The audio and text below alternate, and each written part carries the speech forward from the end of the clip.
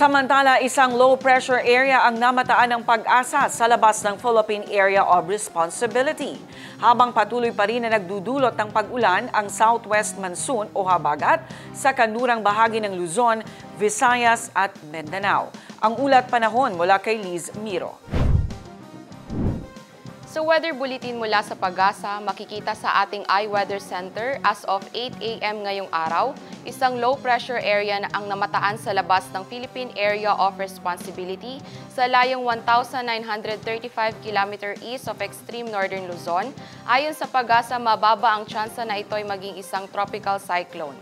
Patuloy pa rin na umiiral ang southwest monsoon o habagat sa ating bansa na nagdadala pa rin ng malakas na pagbuhos ng ulan, partikular sa lugar ng kanlurang bahagi ng Luzon, Visayas at bahagi ng Mindanao.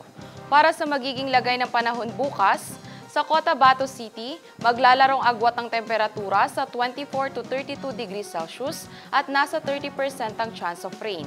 Sa Maguindanao, papalo ang agwat ang temperatura sa 23 to 32 degrees Celsius at nasa 30% ang tsansa ng pag-ulan. Sa Cotabato Province, maglalaro sa 22 to 31 degrees Celsius ang agwat ang temperatura at 30% ang tsansang uulan.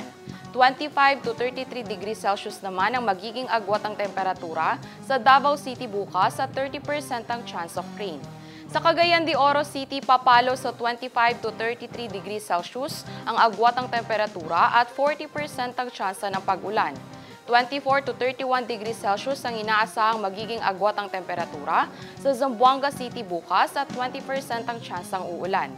Ang Lanao del Norte ay papalo bukas sa 25 to 33 degrees Celsius ang agwat ng temperatura at nasa 30% ang tsansa ng pag-ulan. Habang sa Lanao del Sur naman ay makakaranas ng 21 to 28 degrees Celsius ang agwat ng temperatura at nasa 60% ang chance of rain. Ang araw ay sumikat kaninang 5:33 ng umaga at lumubog ng 6:04 ng gabi. At yan ang latest mula sa iWeather Center. Liz Miro, iMinds, Philippines.